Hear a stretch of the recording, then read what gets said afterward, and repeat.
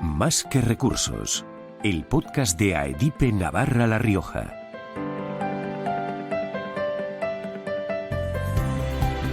En nuestra otra vida, antes de la pandemia, certezas, lo que es certezas, tampoco es que hubiera muchas, pero sí había muchas cuestiones que se daban por sentado.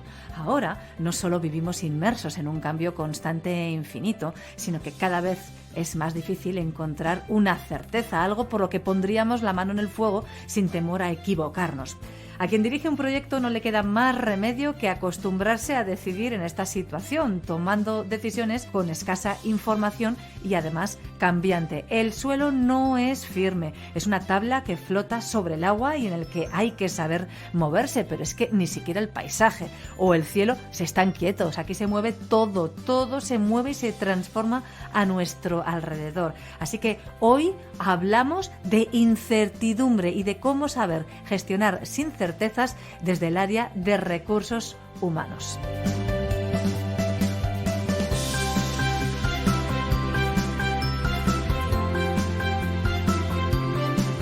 Hola, ¿qué tal? Bienvenidos, bienvenidas a un nuevo capítulo de Más que Recursos, el podcast de AEDIPE Navarra La Rioja. Alex Uriarte es presidente de AEDIPE Navarra La Rioja y a él le saludamos en primer lugar. Alex, ¿qué tal? Buenas tardes, Cristina. Encantado y ilusionado una vez más de estar aquí aprendiendo, compartiendo y muy ilusionado con el invitado de hoy, que te dejo que lo presentes. Un honor presentar hoy a Marcos Uriarte. Él es consultor estratégico, es coach, es conferenciante, también es el presidente de Faros, una consultora especializada en visión estratégica y mucho más que enseguida contaremos. Pero antes, en primer lugar, el saludo. Bienvenido. Muy buenas tardes. ¿Cómo está? Hola, muchísimas gracias, Cristina. Muchísimas gracias, Alex. La verdad es que es un placer porque además, es decir, Navarra para mí es muy especial, ¿no? Tengo muchísima familia en Navarra, muchísima. Mis padres vivieron en Pamplona, con lo que para mí es como casi mi primera casa. Mira, eso no lo sabíamos, o al menos yo no lo sabía, pero Alex, quizás sí. No lo sabía, ¿no? Nos conocimos, Marcos y yo, ya hace un tiempo coincidimos en una mesa, comentábamos antes off the record que solo nos habíamos visto una vez. Marcos ahora también es compañero de AEDIPE, yo también lo quería contar. Él está ahora en la junta con Pedro Ribes, con nuestro compañero de AEDIPE Cataluña.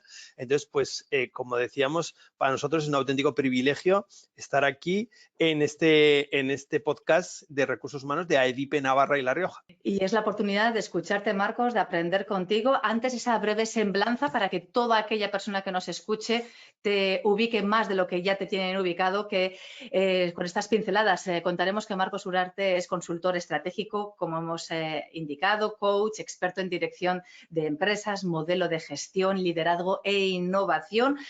Lleva más de 10 libros escritos. Él es ingeniero industrial de origen, pero la vida, a partir de esa formación, la ha ido llevando a, por ejemplo, a ser profesor invitado de las principales escuelas de negocio a nivel internacional. Es conferenciante habitual en eventos y congresos de relevancia, consultor estratégico de alta dirección de más de 100 empresas y además también colaborador de entidades, por mencionar alguna, como el Banco Mundial o el Banco de Desarrollo de América Latina. Y hoy es nuestro asesor particular también. Lo incorporamos a tu currículum, Marcos, y nos sentimos privilegiados por ello.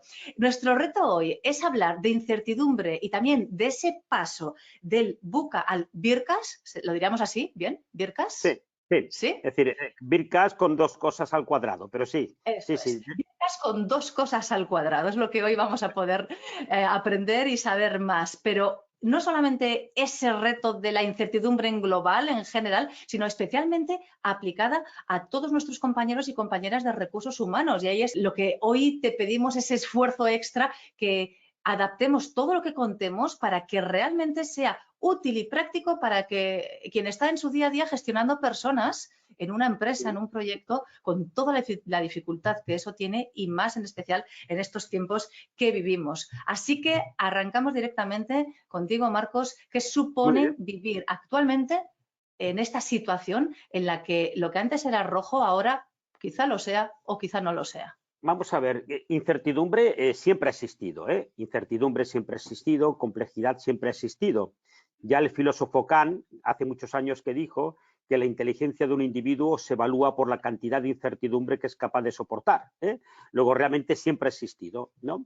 Pero posiblemente hoy estemos viviendo el momento de mayor incertidumbre que habíamos conocido en nuestra vida, ¿no? Entonces, realmente en este momento estamos bajo el imperio, en el reino de la incertidumbre, ¿eh? Pero también es importante que seamos capaces a veces de diferenciar lo que son los riesgos de lo que es la incertidumbre. Y a veces lo confundimos, ¿no?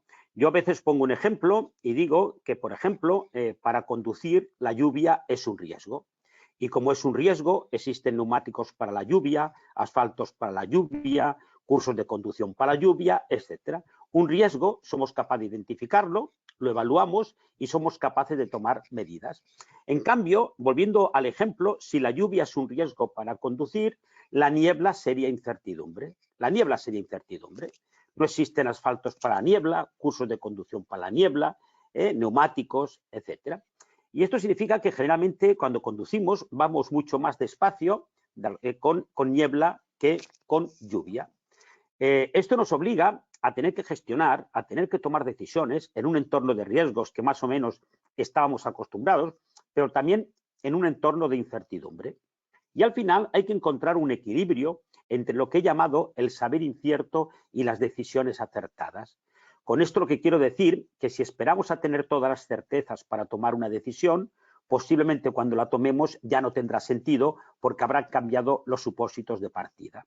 Y esto me lleva también a decir que mi sentido común me dice que cuanto mayor es la incertidumbre, mayor tiene que ser la agilidad en las empresas. Luego, si la agilidad antes del COVID-19 ya era una característica, una competencia importante, después del COVID-19 la agilidad se convierte absolutamente en una competencia estratégica y de supervivencia.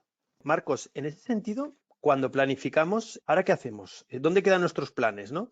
Enlazando un poco con lo que nos has dicho, ¿hay que cumplirlos? ¿Los echamos por tierra? ¿Tenemos tan pocas certezas, ¿no?, a la hora de planificar, que cómo podemos proyectarnos un poco hacia el futuro? Vamos a ver, es decir, esta es una pregunta de alguna manera que hoy que toma muchísima importancia y es bastante habitual cuando tú estás con directivos, estás con empresarios y te preguntan cómo planificar en estas condiciones. ¿A cuánto planifico? ¿A cuánto planifico? Nosotros ya hace años, es decir, antes del COVID-19, incluso ya no hablábamos de planes estratégicos, sino que hablábamos de marcos de desarrollo estratégico, un marco de desarrollo estratégico, en el sentido que la palabra plan a veces nos encorseta mucho, pero realmente, es decir, yo hace años que me dedico, vamos a decir, a una especialidad de la estrategia, que es la prospectiva estratégica, la prospectiva. Existen como dos formas de enfrentarse a un proceso de reflexión estratégica. Podríamos decir que la clásica, la que siempre habíamos utilizado, es decir, yo analizo mucho el pasado de mi empresa, yo analizo mucho el presente y aquí hacíamos los DAFOs, los diagnósticos, y una vez que habíamos hecho el diagnóstico lo que hacíamos era proyectar nuestro presente al futuro. Era como una visión incremental de los mercados. Decíamos, y para el año que viene un 5% más de esto, un 2% menos, una visión incremental. Cuando los mercados más o menos eran estables y predecibles y cuando además teníamos tiempo para adaptarnos a los cambios, esta forma de reflexionar nos había funcionado. ¿Cuál sería, no me atrevería a decir igual la forma correcta, pero como mínimo complementaria? Mira, el pasado de una empresa me importa relativamente poco. Por supuesto que hay aprendizajes, pero me importa relativamente poco. El presente me importa, claro, pero sobre todo me importa el futuro en el que voy a tener que competir. Así como la proyectiva, el futuro era la proyección del presente, ahora el futuro es el punto de partida. Una vez que yo he analizado en qué futuro voy a tener que competir, voy a trazar mi camino de mi presente al futuro. A esto le llamamos la prospectiva estratégica. Y la prospectiva lo que pretende es que coloquemos en la agenda del presente el futuro. Porque si yo no coloco el futuro en la agenda del presente, todas mis decisiones van a estar basadas en mi experiencia, que sería el pasado y el presente. Simplemente que nosotros ya pensemos en el futuro, estamos transformando el presente. Entonces, intentando, Alex, contestarte, cuando nosotros hablamos de prospectiva estratégica, estamos hablando de dos grandes variables de alguna manera bastante universales, estándar, que son impactos y escenarios. Con esto lo que quiero decir que hoy cuando yo trabajo de alguna manera con alguna empresa en este tipo de alguna manera de procesos de reflexión, no nos movemos en un único escenario. Yo creo que hoy de alguna manera, es decir, no se puede contemplar un único escenario. Pero de nuevo, como a la velocidad que cambia todo, al grado de incertidumbre, nos va a obligar a estar permanentemente interactuando con el entorno. Hoy hay que estar permanentemente interactuando con el entorno y no moverse en un único escenario. Y todo eso en un escenario que, volviendo a la metáfora de antes, hablábamos de niebla, que cuando hay niebla nos pide el cuerpo andar más lento, más cauteloso, pero ahí lo has asociado directamente también con agilidad, con moverse muy rápido, con estar muy atento a todo lo que sucede alrededor para adelantarse al futuro. ¿Cómo se hace eso en el día a día? Yo, y con todo el respeto, porque yo siempre digo que lo que yo hago a veces es muy fácil, ¿eh? Es decir, yo a veces creo que sé lo que hay que hacer, creo que a veces sé lo que hay que hacer, pero a veces pienso que no sabría cómo hacerlo. Es decir, una cosa es predicar de alguna manera, ¿eh? Entonces, realmente yo a veces soy un poco bastante crítico con los equipos directivos, ¿eh? Aunque lo entiendo perfectamente. ¿En qué sentido? Mi experiencia me dice, trabajando con empresas de alguna manera de tamaño grande, generalmente, aunque también trabajo con pymes, de que mi experiencia me dice que la mayoría del tiempo los comités ejecutivos lo dedican al día a día.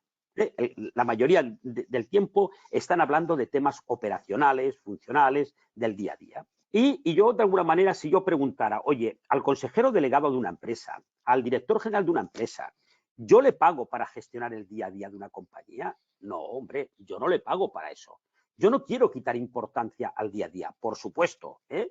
Pero en las empresas tenemos personas muy capaces de gestionar el día a día. Yo al consejero delegado o a un director general, yo le pago para crear futuro para la compañía, para crear futuro. Entonces, si yo pregunto, oye, ¿tu empresa puede cambiar a nivel macro lo que está pasando en el mundo? Pues posiblemente para el 99% de las empresas la respuesta sería no. Si yo preguntara lo que está pasando en el mundo puede cambiar a tu empresa, pues la respuesta sería sí.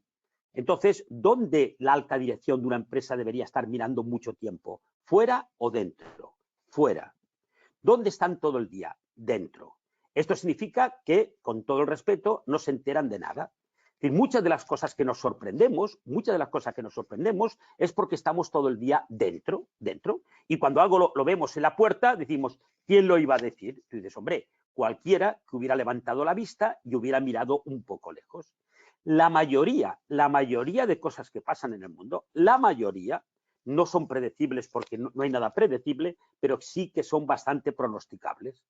Pero si miramos fuera y miramos lejos, si estamos todo el día dentro, no nos enteraremos de casi nada. Sin embargo, hoy en día hay muchas empresas que están preocupadas y ocupadas por la supervivencia. Cuando quieres sobrevivir, ¿no es tan fácil mirar al futuro o es un error únicamente centrarse en sobrevivir y punto? A ver, es decir, y repito que yo entiendo perfectamente y no quiero quitar criticidad a la situación, ¿eh? Es decir, no quiero criticidad ni validar. Pero yo lo que ya desde que empezó esta pandemia, es decir, ya el año pasado casi va a ser un año, yo lo que llevo proponiendo en las empresas, que a mí me parecía absolutamente obligatorio tener dos planes de acción. Yo estaba proponiendo tener un plan de acción que le llamé de shock, de choque, un escenario 2020-2021. En el que iba a necesitar mucha microgestión, un enfoque defensivo, mucha lupa, mucho microscopio. Luego, realmente, en una situación como la que estamos viviendo, se necesita un plan de acción a corto. Pero yo también lo que estaba proponiendo, que me parecía imprescindible, en paralelo a este plan de acción, tener un plan a medio y largo plazo. En el plan de shock, el enfoque era defensivo, necesitábamos lupa y necesitábamos microscopio. En el plan a medio y largo plazo, el enfoque debería ser prospectivo y proactivo y necesitaríamos los prismáticos y el telescopio. Porque si no, el gran riesgo que yo veo que muchas empresas que superen el COVID-19 desaparezcan después del COVID-19. Es decir, ahora, en este momento, se están formando, de alguna manera, se están creando los mercados del futuro más inmediato. Yo sé que es mucho más difícil, pero me parece absolutamente imprescindible, porque si únicamente, yo el riesgo que veo es que si únicamente nos dedicamos a gestionar el día a día, la microgestión, yo el riesgo que veo es que nos quedemos sin futuro. Y ante las situaciones excepcionales necesitamos esfuerzos excepcionales. Por eso, y repito que entiendo perfectamente, pero a mí me parece que no es suficiente con gestionar el día a día en esta situación, ¿eh? ¿Cómo gestionamos las personas en esa dicotomía que nos planteas, Marcos? ¿Cómo gestionamos presente, día a día, muchos problemas inéditos? ¿Y cómo, a la vez, preparamos los equipos para el futuro? Una de las frases que yo creo que todos hemos escuchado, que se dice muchísimo, es que los datos son el petróleo del siglo XXI. Y yo digo que no, que el petróleo del siglo XXI es el talento. Las personas son el verdadero driver del éxito de cualquier organización. Sin personas, sin talento, ni datos, ni organización, ni nada. Esto significa que de alguna manera, es decir, las empresas también todas o casi todas dicen que lo más importante son las personas. Yo creo que lo dicen casi todas, pero tú muchas veces cuando ven cómo actúan muchas empresas te das cuenta que realmente la palabra recursos humanos está bien puesta. Para muchas empresas las personas son puramente recursos. Son recursos, ¿eh? Y eso significa de que también muchas empresas ante esta situación, que repito que no le quiero quitar criticidad, porque puede dar la sensación de que la estoy banalizando y en absoluto, ¿no? Pero ante esta situación también las empresas han tenido comportamientos muy distintos con las personas. Yo siempre he creído que de alguna manera el mejor modelo de liderazgo que existe es el de la ejemplaridad. No pidas nada a tu gente o que tú no estés haciendo o que no estés dispuesto a hacer. Yo creo que las empresas en esta situación, de alguna manera, deben estar mucho más cerca de sus personas que nunca. Deben preocuparse de alguna manera de su estado emocional, de su bienestar, de su bienestar. Entonces, deben ser transparentes. Yo creo que al final, todas las personas que trabajamos en empresas acabamos entendiendo ciertas cosas. Todos entendemos que de alguna manera ante una situación puede haber ERTES, puede haber ERES, etcétera. Lo que al final no acabamos entendiendo, a veces ni soportamos, es ni la mentira ni la incoherencia. Luego, yo creo que las empresas tienen que ser mucho más transparentes que nunca. A mí la transparencia y la ejemplaridad me parece fundamental. Es decir, un poco para afrontar estas situaciones. Transparencia, comunicación con esas personas, Marcos, pero también a la hora de planificar, ¿cómo un equipo planifica y sabe con qué equipo cuenta o deja de contar? Esto yo creo que cada empresa más o menos sabe con el equipo que cuenta, ¿no? Lo único que ocurre, pero que aquí ya de alguna manera pues también entraríamos en otro tema que a mí personalmente me parece súper interesante y súper estratégico, y es que las empresas, es decir, antes del COVID-19, el COVID-19 yo creo que va a cambiar algunas cosas, pero sobre todo va a acelerar otras. Yo creo que el COVID-19 es un acelerador de algunas de las tendencias que habían, como por ejemplo el teletrabajo, la transformación digital, etcétera, puede actuar como acelerador. Pero realmente las empresas tienen que de alguna manera pensar, tienen un modelo de negocio que yo le llamo tradicional, y cuando yo hablo del modelo de negocio tradicional me estoy refiriendo al modelo de negocio de hoy, en absoluto es peyorativo. Ese modelo de negocio tradicional es lo que nos da de comer hoy y nos va a dar de comer durante mucho tiempo, con lo que bajo ningún concepto lo podemos poner en riesgo.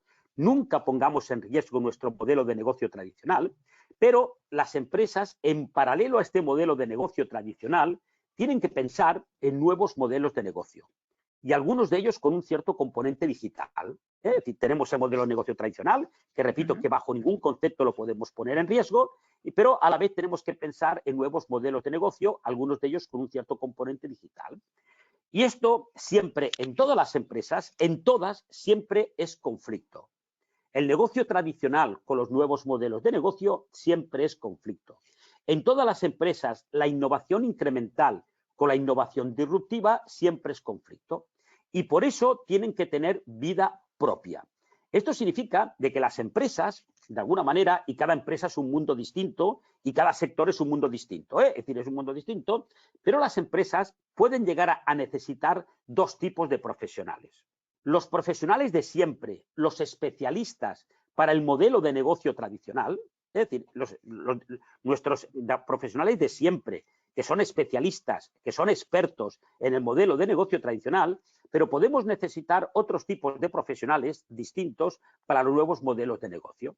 Y gestionar estos dos mundos, que yo le he llamado la dualidad de los modelos de negocio, en absoluto es fácil, pero todo se está acelerando de una forma totalmente desconocida. No somos conscientes, yo me dedico al tema de macrotendencias y por eso estoy relativamente al día, pero realmente yo creo que no somos conscientes de todo lo que está pasando en el mundo a la velocidad que está pasando. Y como muchas industrias van a desaparecer, pero como han desaparecido a lo largo de la historia. Es decir, yo me acuerdo que no hace demasiado tiempo en nuestra casa pues podíamos tener perfectamente un equipo de música, podíamos tener una filmadora, podíamos tener una cámara de fotos, una enciclopedia, podíamos tener una agenda, podíamos tener una calculadora, podíamos tener un despertador, Es decir, todo esto lo teníamos en nuestra casa y ahora todo eso lo llevamos en un smartphone. Todo eso lo llevamos en un smartphone. Luego hay industrias enteras que casi han desaparecido. ¿Qué ocurre ahora? ¿Cuál es la diferencia con lo que siempre ha pasado? La diferencia es la velocidad con lo que esto ocurre. Y cuando tú ves el cambio en la puerta, igual ya es demasiado tarde. Al final, hay tres tipos de empresas y acaban siendo cuatro. Están las empresas que provocan los cambios en el mercado. Hay empresas que provocan cambios. Provocar cambios en el mercado no está al alcance de todo el mundo. Muy bien, hay empresas que provocan cambios. Después están las empresas que se anticipan a los cambios. No tienen la capacidad de provocar los cambios, pero saben más o menos quién los va a provocar, están muy atentos, los siguen y empiezan a prepararse antes de que ocurra el cambio. Cuando el cambio ocurre, ya nos pillan preparados. Y el tercer grupo de empresas, que son la mayoría, son las que se adaptan a los cambios. Cuando algo está en el mercado, me adapto para seguir estando en el mercado. ¿Cuál es el riesgo de este tercer tipo de empresas? Que a un cambio no te adaptes, que a un cambio no te puedas adaptar. Entonces significa que yo digo, hombre, por supuesto que como mínimo tendremos que ser de las que nos adaptamos. Ya no me atrevo a decir que provoquemos los cambios, pero sí que yo creo que las empresas tendrían que tener un poco la voluntad, la intención de anticiparse a los cambios. Y eso supone también sumarse a la transformación digital. Claro, la transformación digital, aquí también podríamos hacer varias reflexiones, ¿no? Es decir, que yo creo que las empresas no lo acaban de tener claro. No es lo mismo digitalizar un modelo de negocio que un modelo de negocio digital. La mayoría de empresas, cuando hablan de transformación digital, están hablando de digitalizar el modelo de negocio de hoy. Y esto es importante, es necesario, pero no suficiente. Hablar de transformación digital no es hablar de tecnología, no, es hablar de transformación en mayúsculas, fundamentalmente una transformación cultural, y en lo que la palanca tecnológica va a ser importantísima, pero no es hablar de tecnología.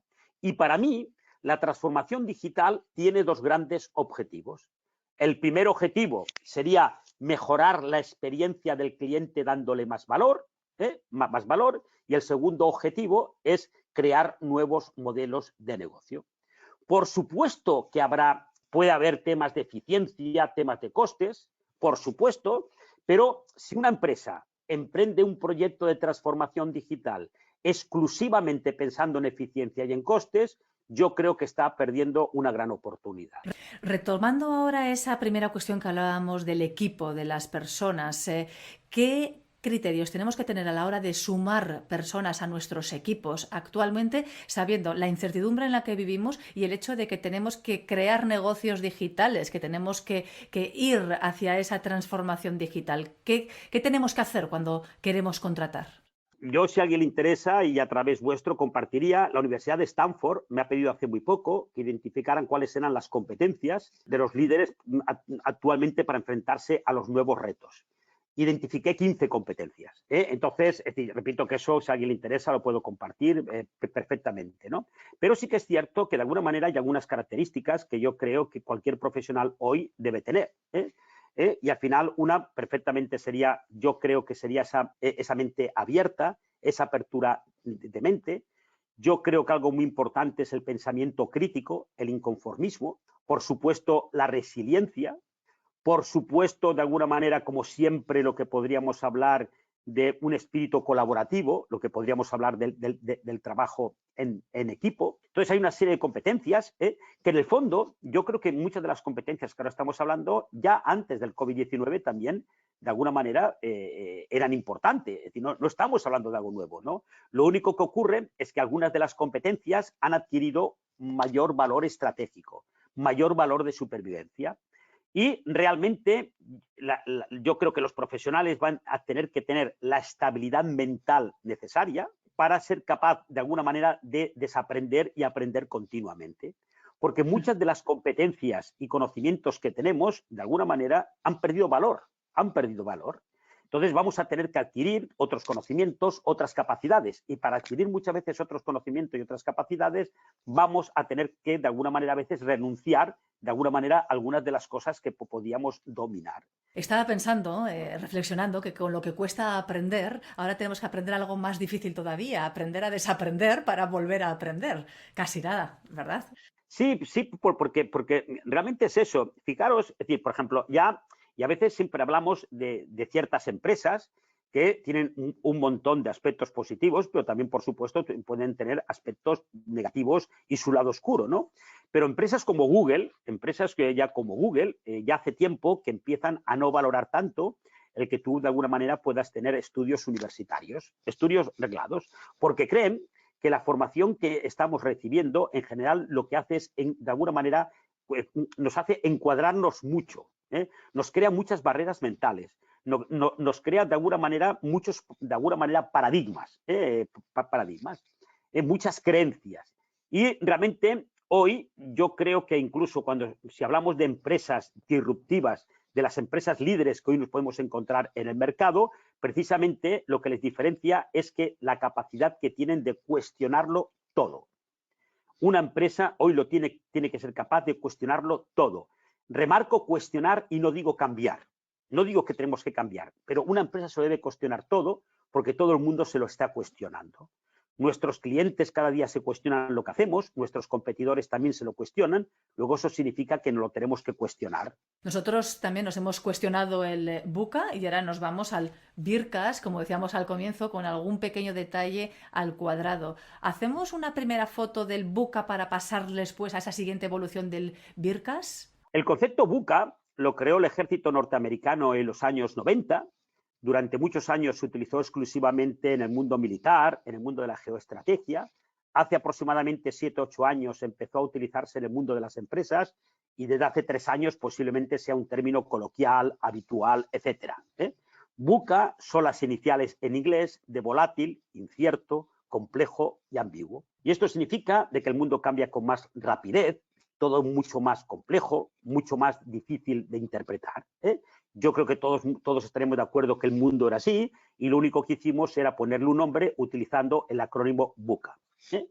Pero antes del COVID-19 yo formo parte del Grupo de Reflexión Estratégica del Estado Mayor de la Defensa de España y de la Comisión de Prospectiva Estratégica del Instituto de Estudios Estratégicos de España. Y ya evolucionamos el concepto VUCA. Repito que antes del COVID-19. Incluso este mes en la revista de Harvard me publican un artículo sobre este nuevo concepto. Y el VUCA lo hemos convertido en el BIRCAS y la I y la A al cuadrado. Vamos a ver un poco cuál es el nuevo concepto. La V de BIRCAS continúa siendo igual que la V de alguna manera de VUCA, volátil. Si os acordáis, la U de VUCA era la U del incierto en inglés. Como este es un concepto que hemos creado en España, la U del incierto en inglés, lo hemos convertido en la I del incierto del castellano. Luego, una I continúa siendo incierto. Pero hemos añadido otra I más. Por eso es al cuadrado la I. Y la otra I que hemos añadido es la inmediatez. ¿Qué significa la inmediatez? No hay un solo día en que no ocurra en el mundo algo que pueda tener un gran impacto económico, político, social. Es decir, los hechos ocurren sin cesar, no hay tregua. Es decir, no hay tregua. La R de Birkas sería ruido. ¿A qué me refiero con ruido? Estamos permanentemente bombardeados con información y con desinformación. Y nos cuesta mucho diferenciar una de otra, nos cuesta mucho. Pero al final vamos a tener que tomar decisiones en este entorno de ruido y vamos a tener que desarrollar un poco esa capacidad de discernir una de la otra. Si vamos a la C, continúa siendo complejo como antes. Si os acordáis, había una A que era ambiguo y ahora hay otra más que es aceleración. ¿Qué significa la aceleración? Todo cada vez va más rápido. Y la S sería simultaneidad de disparidades. ¿Qué es la simultaneidad de disparidades? En el mundo están ocurriendo de forma simultánea hechos absolutamente divergentes, con lo que no sabemos hacia dónde va el mundo. Os pongo un pequeño ejemplo, podríamos poner otros. En el foro de Davos de 2019, Xi Jinping, el presidente de China, se convierte en el principal adalid del libre comercio, China. Y Donald Trump, en aquella época el presidente de los Estados Unidos, se convierte, el presidente del país más capitalista del mundo, se convierte en el principal adalid del proteccionismo. Por eso antes del COVID-19 nos preguntábamos si estábamos asistiendo al final de la globalización y, por ejemplo, el COVID-19 ha puesto en todas las mesas de debate los temas de globalización, deslocalización, localización, etcétera. Luego, el Birkas, de alguna manera, pues es más complejo. Vamos incorporando otras variables dentro de esa incertidumbre. Marcos, ¿cómo lograr que una empresa sea flexible, ágil y rápida, que tome decisiones rápidas y que además acierte? Bueno, es decir, el acertar no tenemos bola de cristal. Es decir, acertar no tenemos bola de cristal, con lo que no hay nada que nos asegure acertar, ¿no? Pero sí que es cierto, y yo creo que esto vosotros lo sabéis perfectamente, yo creo que hay algo que lo acaba condicionando todo, y es la cultura de la empresa. La cultura. La cultura, es decir, muchas veces cuando hablamos de cultura, creemos que estamos hablando de la misión, de la visión, de los valores, y por desgracia, repito, por desgracia, yo creo que se han prostituido mucho. ¿En qué sentido? En que, por desgracia, acaban siendo palabras vacías. Al final, la cultura de una empresa son los comportamientos, el cómo nos comportamos. Una empresa no es lo que dice que es, sino cómo se comporta, el cómo nos comportamos.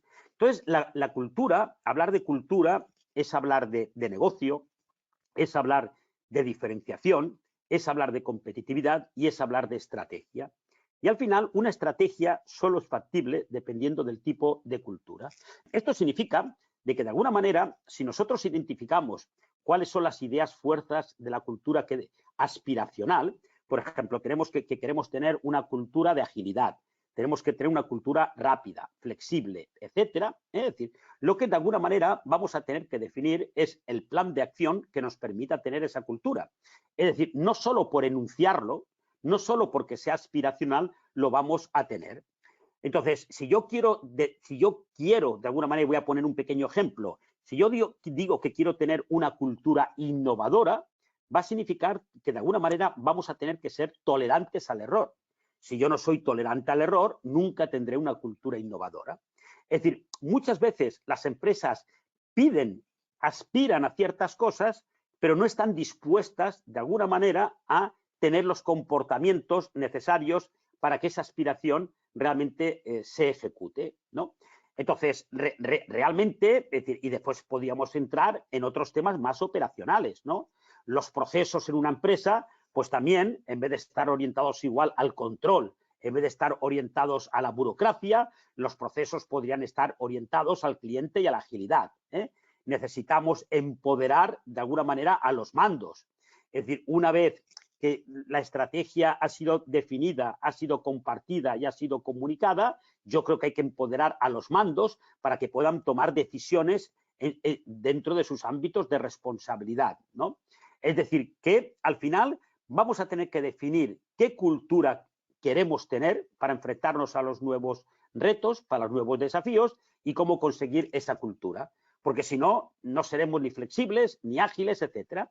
Y también sabéis perfectamente que después el modelo de liderazgo también va a tener absolutamente un impacto brutal. El modelo de liderazgo, que yo creo que a veces el liderazgo también forma parte de la cultura, ¿no? Pero también va a tener un gran impacto en los resultados que podamos conseguir. ¿Cómo impulsamos esas metodologías ágiles dentro de la empresa para adaptarnos rápidamente al cambio y a la vez mantenernos dentro de nuestros propios mercados? A lo largo de la historia de las empresas ya hemos ido incorporando ciertas metodologías que nos han permitido optimizar los recursos. Ya esto es un proceso. En este momento podríamos estar con todo el tema Agile, Scrum, etcétera. También, de alguna manera, aunque no tenga que ver con esto, los OKRs para la definición de objetivos, de retos intermedios, etcétera. Con muchas de las empresas que yo trabajo, yo lo que estoy proponiendo es que todos los empleados de una empresa deberían recibir 3 píldoras, vamos a decir, un poco formativas. Una sería respecto a todo el tema que acabas de decir sobre estas metodologías ágiles. Es decir, yo creo que toda la plantilla debería recibir estas píldoras. La otra píldora es sobre competencias digitales, y para mí la otra píldora que me parece imprescindible es la de orientación al cliente. Me parece que toda la organización tiene que recibir de alguna manera esa formación, ese acompañamiento. Y como también ha pasado y pasa en otro tipo de proyectos, vamos a tener que identificar dentro de nuestra empresa cuáles van a ser los embajadores de estas metodologías, cuáles van a ser aquellas personas que van a actuar como embajadores, que van a ser el referente. Vivimos entonces a caballo un poco entre dos mundos, ¿no? Por un lado, todavía yo creo que tenemos un mundo tradicional y ese impacto digital que tú nos comentas. Uno se tambalea un poco por ser antiguo y el COVID, digamos, que lo está empujando aún más. El otro quizás es demasiado nuevo. ¿Qué deben hacer las empresas, los equipos para manejarnos entre estos dos mundos?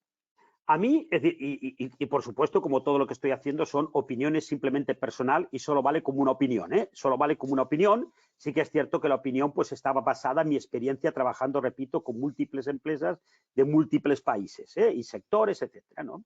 A mí la verdad es que mi experiencia me dice, de alguna manera, y no quiero dogmatizar, pero mi experiencia me dice que si los modelos de negocio digitales se los das a gestionar a las estructuras tradicionales, mi experiencia me dice que existe un enorme riesgo de que no los entiendan y los acaben matando.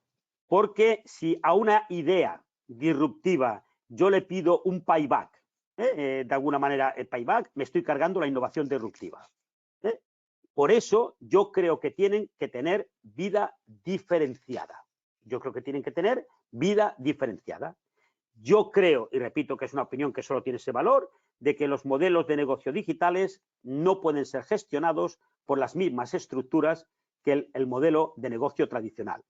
Porque la forma de valorarlos, la forma de gestionarlos, incluso los profesionales, pueden ser distintos. ¿Qué ocurre? Porque también quiero un poco poner una gran lanza por el modelo de negocio tradicional, por el modelo de negocio tradicional que ya he dicho que es el que nos da de comer hoy y nos va a dar de comer durante mucho tiempo. Fijaros que a un lado tenemos el modelo de negocio tradicional, que es el que gana dinero, y al otro lado tenemos los nuevos modelos de negocio digitales que no ganan dinero y no saben cuándo lo van a ganar. Tenemos que quitar recursos que genera el negocio tradicional y se los tenemos que dar a los nuevos modelos de negocio, que repito, que no ganan dinero y no saben cuándo lo van a ganar. Encima, de alguna manera, los que están en modelos de negocio digitales, entre otras muchas cosas, tienen que pensar en matar al negocio tradicional. Entre otras cosas, tienen que pensar en matar al negocio tradicional. Yo no digo que lo maten, pero si alguien lo mata, que podamos responder inmediatamente. Y aquí podríamos hablar de muchos casos, pero el más típico, Kodak. Y además, fijaros un poco, no me atrevería a decir lo triste, y es que, repito, los que ganan dinero es el negocio tradicional, y los que están en el negocio tradicional son los casposos, los antiguos, los cutres, y son los que ganan dinero. Y los que no ganan dinero y no saben cuándo lo van a ganar, encima son los guays, los digitales, los modernos. Entonces, son dos mundos, de alguna manera, distintos, porque los competidores son distintos, las propuestas de valor son distintas, es decir, todo es distinto. Entonces, creo que de alguna manera bastante complicado es hoy ser competitivo en el modelo de negocio tradicional, como para que despistemos recursos a esas personas en pensar en otras cosas. Para mí, tienen que ser dos mundos separados. ¿Irreconciliables? Es decir, casi parecen como dos líneas, dos divisiones dentro de una propia empresa. Se pueden matar entre ellos. ¿Cómo hacemos para que confluyan y vayan en la misma dirección? Es que, es más, pueden y en muchas ocasiones deben ser dos empresas distintas. Ajá. Vale. Es decir, puede ser. Es decir, y por supuesto, yo no digo bajo ningún concepto que los profesionales que tenemos en el negocio tradicional no los podamos llevar a los nuevos modelos de negocio digitales. No digo eso. Yo digo que a mí me parece imposible que una misma persona tenga dos gorros simultáneamente. Es como me parece imposible que una persona que está en la innovación incremental, la mejora continua, el negocio tradicional necesita mucha innovación incremental, mucha mejora continua. A mí me parece imposible que la misma persona que está mejorando un producto a la vez esté pensando en matarlo. Y la innovación disruptiva a veces es matar al producto. Es decir, explico el caso de Kodak porque todo el mundo, muy rápido. Kodak, de alguna manera, fue una empresa que llegó a tener 145.000 trabajadores, llegó a tener más del 60% del mercado mundial de la fotografía, una empresa con un montón de patentes, una máquina de ganar dinero. Kodak tenía un producto vaca lechera. El producto vaca lechera de Kodak era el carrete de fotos. Se le llaman productos vaca lechera porque llevan mucho tiempo amortizados, hay que invertir muy poco y nos dan mucha rentabilidad. Como hay una empresa exitosa. Aparece una innovación disruptiva, aparece la fotografía digital y Kodak dice, yo, Kodak, el number one, el líder, yo voy a matar al producto que me está dando tanta rentabilidad. No, yo no lo mato. Pero que no lo mates tú no significa que no lo mate otro. Si alguien mata ese producto y el líder no reacciona muy rápidamente, si puede reaccionar, que a veces no puede reaccionar, esa empresa puede estar muerta. ¿Qué es lo más patético del caso Kodak? Que la primera patente de fotografía digital es de 1975 de Kodak. No es que no fueran innovadores, no es que no supieran lo que había que hacer, pero no quisieron matar al negocio tradicional. Lo mató otro y ya no estuvieron a tiempo de reaccionar. ¿Cómo podemos desde recursos humanos ayudar ahí? Mirar al futuro, detectar tendencias, ayudar a morir también, quizás, ¿no? Acompañar, diseñar estrategias. ¿Cuál es un poco nuestra aportación, ¿no? Como socio estratégico del negocio? Fíjate, lo acabas de decir, siendo socio estratégico. Aunque por supuesto que cada empresa es un mundo distinto, es decir, que tampoco no se puede generalizar. Yo muchas veces con los departamentos de recursos humanos también había sido crítico en el sentido de decir que era un departamento que nunca se consideraba de negocio, nunca se consideraba estratégico. Muchas empresas casi lo consideraban un mal necesario. Tenemos que tener un departamento porque alguien tiene que pagar las nóminas, alguien tiene que hacer los contratos, etcétera. Pero los departamentos, y repito que hay departamentos absolutamente estratégicos, pero muchos departamentos les había costado alinear sus objetivos con los objetivos estratégicos de las compañías. Cuando a veces tú pedías cuáles eran los indicadores del Departamento de Recursos Humanos, los indicadores que eran absentismo, etcétera. Indicadores que hay que tener, pero que a veces de alguna manera no los relacionábamos con lo que eso realmente aportaba y con lo que podría representar. Esto significa que de alguna manera los directores de recursos humanos, yo creo de alguna manera que tienen que conocer muy bien el negocio, tienen que formar parte del negocio, tienen que sentarse absolutamente con el resto de directores para ver cómo se les puede ayudar a desarrollar sus objetivos, tienen que mirar fuera lo que está ocurriendo fuera en otros sectores, en otros mundos, y al final recursos humanos tiene que empezar a proponer en el comité ejecutivo, porque en muchas ocasiones forma parte del comité ejecutivo, en muchísimas, pero tiene que empezar a proponer realmente ideas vinculadas al negocio. ¿Cuál es la aportación? ¿Qué es lo que aportan las personas? Recursos humanos, lo he dicho antes, si las personas son el verdadero driver del éxito, de alguna manera la dirección de recursos humanos debería ser absolutamente una dirección absolutamente estratégica. Pero un poco también tenemos que cambiar el rol. Es decir, en el sentido de que en muchas ocasiones, muchas veces habíamos visto que los posibles directores de recursos humanos tenían que ser psicólogos, es decir, tenían que ser abogados, y daba la sensación de que un ingeniero, un economista, de alguna manera, nunca podía ser director de recursos humanos, porque esto es cosa de psicólogos, cosa de abogados, ¿no? Es decir, como si fuera, mira, y realmente, es decir, hay que desarrollar todos los temas, vamos a ver, un poco de ámbito económico dentro de recursos humanos. Creo que también recursos humanos ha sido un pésimo vendedor de todo lo que aporta, con lo que yo creo que también hay que empezar a tener ciertos conocimientos de marketing interno, que de alguna manera para vender, y estar muy cerca de todo lo que tenga que ver con negocio. Pero me parece absolutamente un departamento estratégico.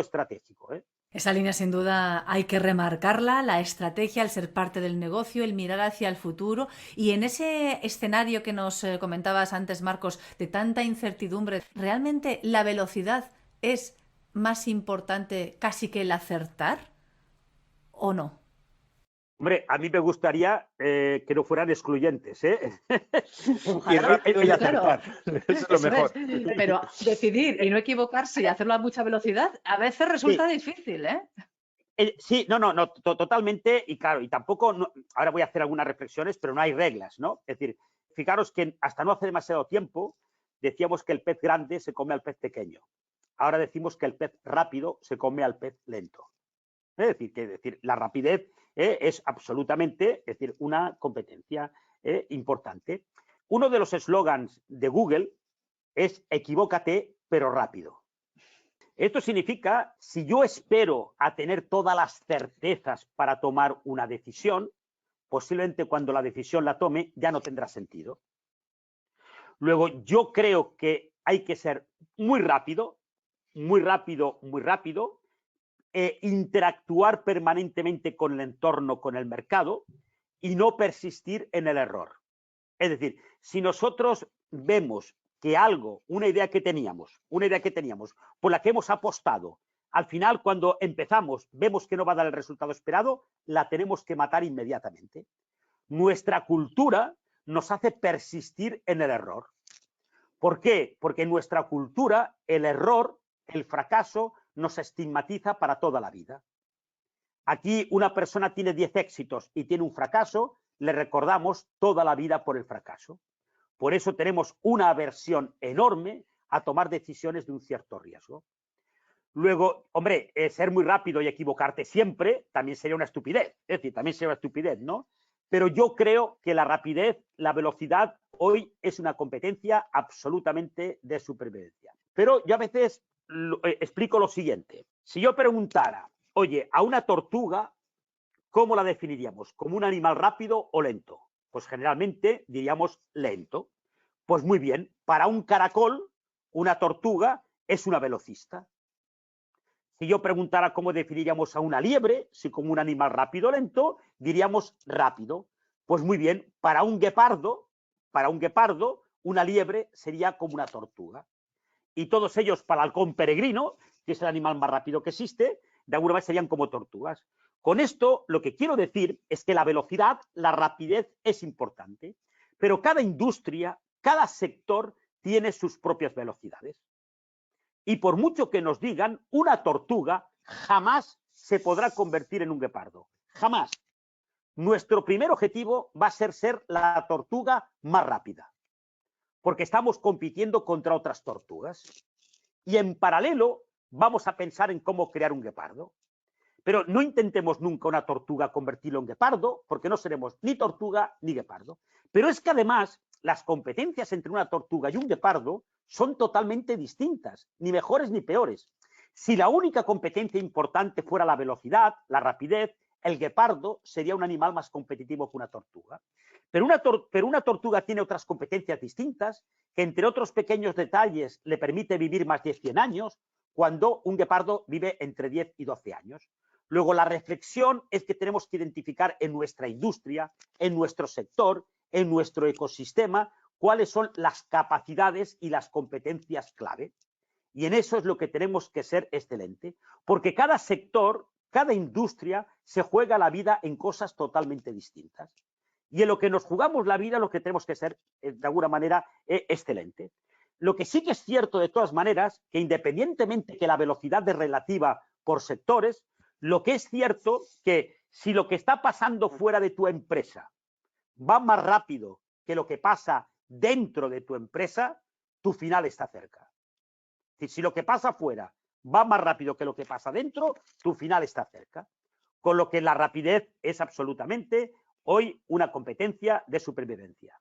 El final que sí que está cerca, Marcos Uriarte, es el de este podcast. Eso sí, nos has dejado muchísimas reflexiones en la cabeza. Yo creo que las personas que nos escuchan quizá deberán, o les podrá venir bien, escucharlo de nuevo con un caso, con algún problema, con algún reto que tengan en la cabeza para poder ir asimilando y poniendo en práctica todos estos conocimientos que nos has dejado y con los cuales hemos disfrutado muchísimo. Alex, te llevarás algo bueno, seguro, seguro. No, muchísimo. O sea, me llevo muchas cosas. Me ha encantado lo del petróleo son las personas. O sea, esa me la voy a quedar, de hecho. No, la verdad que interesantísimo. O sea, como siempre, es un placer compartir contigo, Marcos. Y bueno, yo creo que lo decíamos al principio, además es una persona tremendamente generosa. Siempre está compartiendo su conocimiento, sus artículos, sus reflexiones y hoy ha sido un auténtico placer. Muchas gracias. Oye, el placer de verdad que es mutuo y ojalá nos podamos ver pronto presencialmente. Ojalá. Así casi terminamos todos los podcasts, la verdad, emplazando a nuestros invitados, invitadas a vernos en persona. Mis padres vivían en la calle Iturrama. Tengo unos tíos en el barrio de la Media Luna, en Iturralde y Suit. Tengo otros en la carretera de Barañáin. Es decir, que tengo muchísima familia en Pamplona y en otras zonas de Navarra. Bueno. Pues te esperamos. Ese abrazo llegará pronto.